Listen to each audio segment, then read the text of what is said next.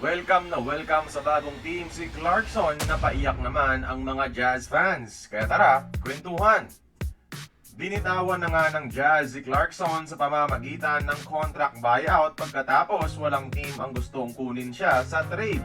At agad namang kumilos ang New York Knicks para pirmahan itong dating 6th Man of the Year winner. New York ang bagong pupunan ni Clarkson at sobrang excited ang franchise sa pagdating ng ating kababayan.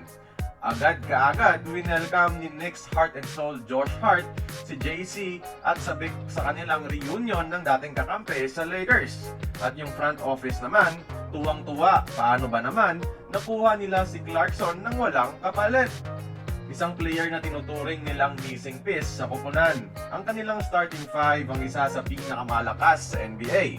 Kaso kumapo sila sa East Finals dahil sa kawalan ng bench contribution. At si Clarkson ang sagot dito. Off the bench, kayang gumawa ni JC ng around 16 points per game at magbe-benepisyo talaga dito si Jalen Bronson.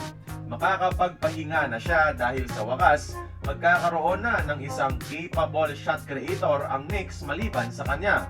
Although bigatin ang lineup ng Knicks last year, si Bronson lang talaga ang may kakayahang magmaniobra ng opensa sa New York.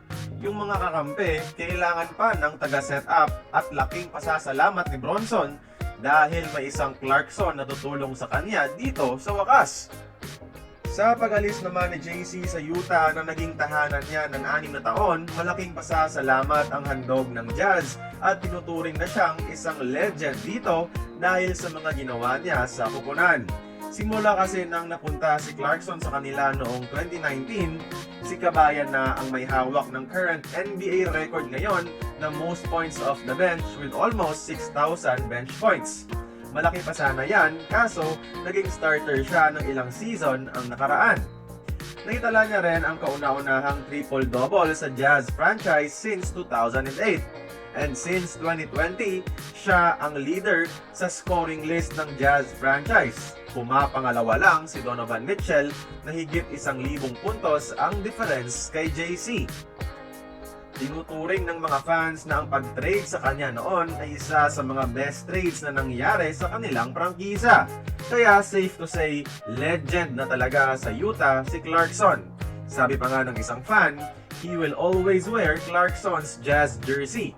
Salamat din sa Utah sa pagpayag kay Clarkson na pumunta sa isang championship contender para manalo ng NBA championship sa wakas.